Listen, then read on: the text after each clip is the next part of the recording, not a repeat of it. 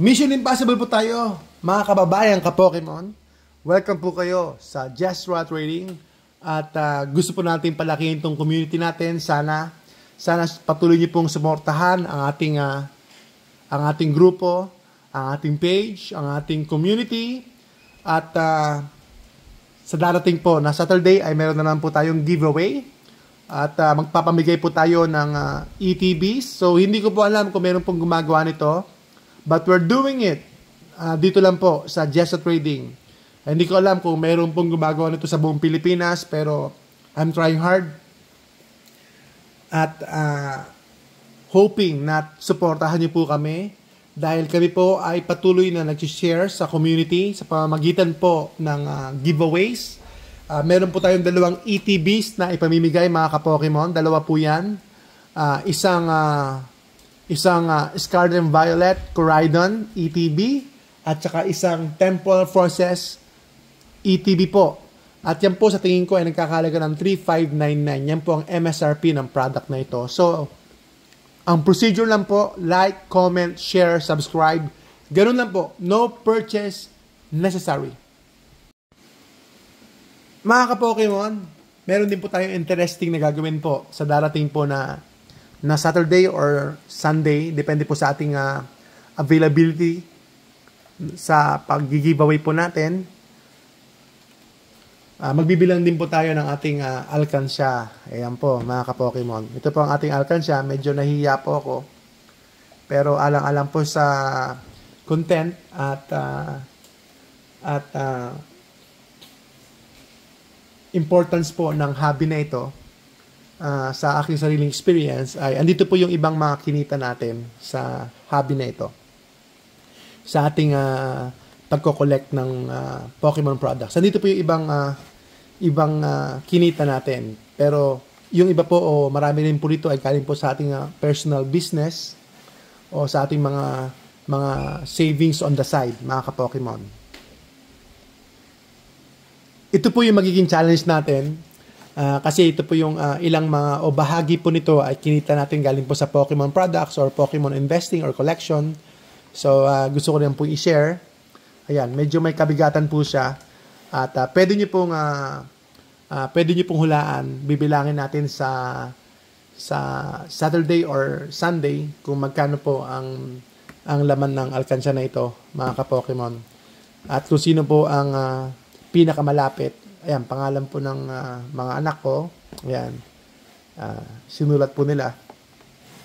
Kung sino po ang makakahula, ay meron po silang 500 pesos GCash at saka merong 1,000 GCash. So, ito po ay nag-start noong March 2024. So, actually, pangalawang alkansya ko na ito. Pangalawang alkansya ko na ito na clear po. Kasi may din po talaga ako mag-alkansya ever since mula nung bata ako. So, bubuksan na natin ngayong December.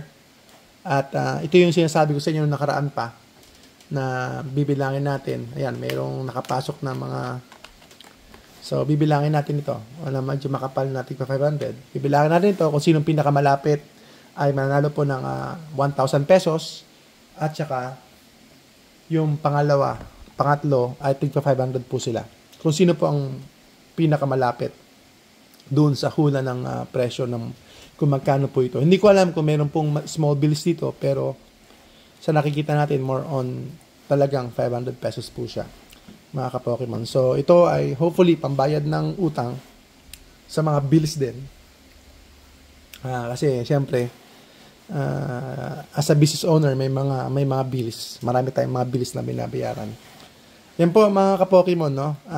Kasama po ito sa ating challenge this coming Saturday or Sunday po. Abang-abang lang po kayo. No purchase necessary. At ayan, gusto natin mag-share at magkaroon tayo ng katuwaan sa content na ito. Hopefully ay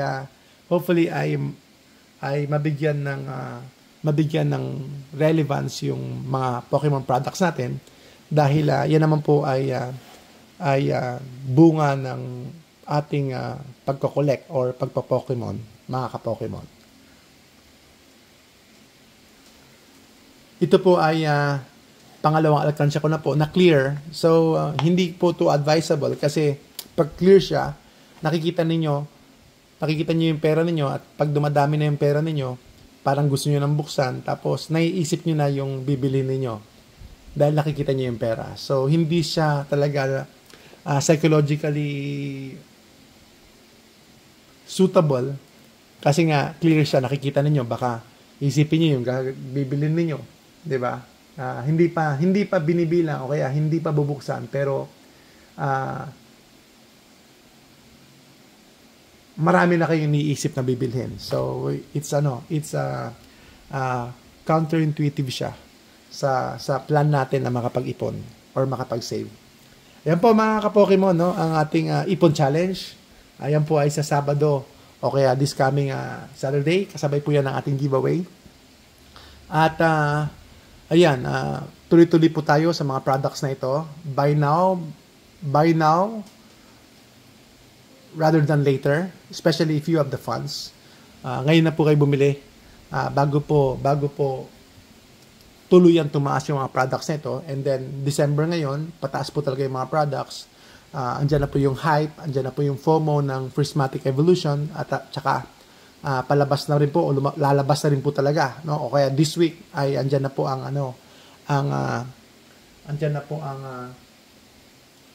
Terrestrial Festival. At based po sa mga news, ang Terrestrial Festival po, mga ka-Pokemon, ay sold out na po sa Pokemon Center Japan.